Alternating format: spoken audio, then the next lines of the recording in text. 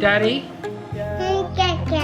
You're Brooklyn. Hey guys, welcome to the vlog. I really hope you enjoyed your start of the week, and I hope you enjoyed that little introduction with Brooklyn. She seemed to be showing a bit more interest in the filming side, which I do twice a week, and with our new project coming up, it'll be 3 times a week, so that'll be absolutely awesome.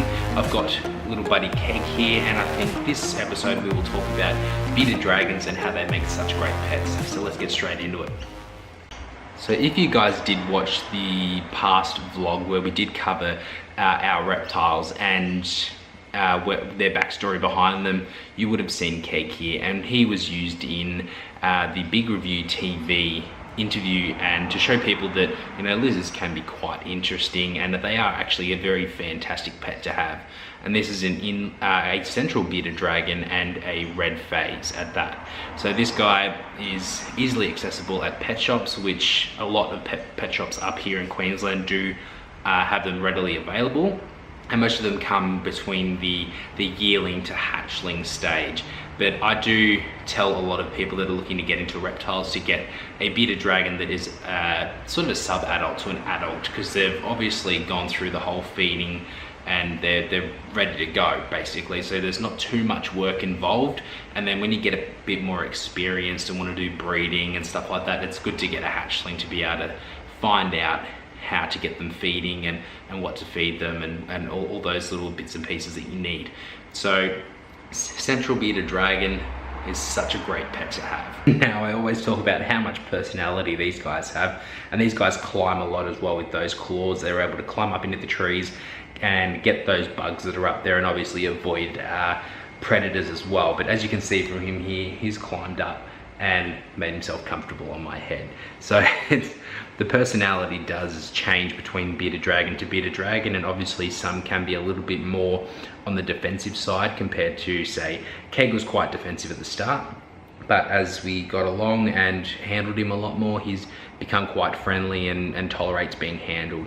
But we did own a fair few bearded dragons in the past, and they have all been very placid and easily handleable. So they are definitely the best pet to start off with as a reptile if you're not into the snakes. Now, these guys will eat a mixture of vegetables and insects as well, so it's good to have a variety of garden veggies. Now, normally we grate up our vegetables and do, you know, leafy greens and carrot, and I know the bearded dragons we had last, they really loved apple, which was awesome to see. You just grate up a bit of carrot and put it through the mix, and it's always good to put the vitamin and calcium powder through as well. But for Keg here, I've tried a few different things to get him onto the greeny vegetables and get him eating those, but he seems to absolutely love mealworms and crickets. So you can go to any pet store or breeder and you'll find stuff like this. So this is a tub of mealworms from Pet Destination on the Gold Coast. Our good friend Chelsea works there, and we get a tub of those and a few crickets as well, and he goes around and hunts for the crickets. And the mealworms we just tongue feed now, so the mealworms have a lot more body to them as well, so they are a bit more high in fat and protein, so it's good to give them a bit of a bulk up. But it's good to see them obviously hunting crickets as well. See if we can give you a mealworm, mate. You're hungry? Let's see. Not every day you get hand fed something. You want a mealworm? No, not hungry. Oh, there we go. Look at that. Oh, and you're dropping it all over me too. That's all right. One more. Grab. There we go. Don't need tongs, mate. Good job, bud. So the setup for these guys is quite simple, and basically all they need is a nice hot heat source, a UV output, and we normally tend to go with a desert UV output for a higher percentage in the UV output.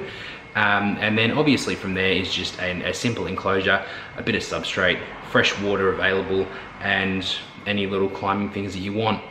And so bearded dragons, they actually are a daytime predator, and they do require to have their UV light on to stimulate the sun, and then once it's nighttime we switch that UV off so they can go to sleep.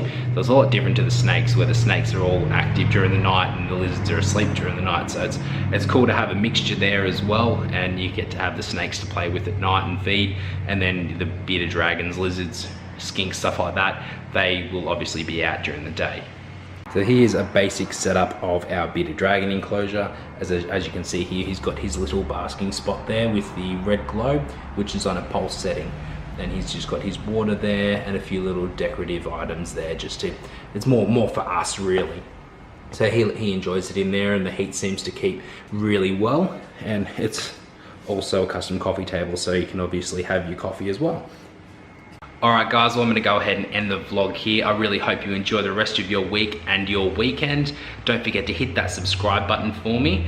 Leave a comment down below. Hit like if you like the video. And go check out our classifieds website as well while you're at it. Do me a couple of favors this week, and I'll share the love back.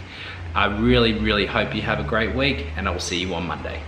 Bye. Bye. Mwah.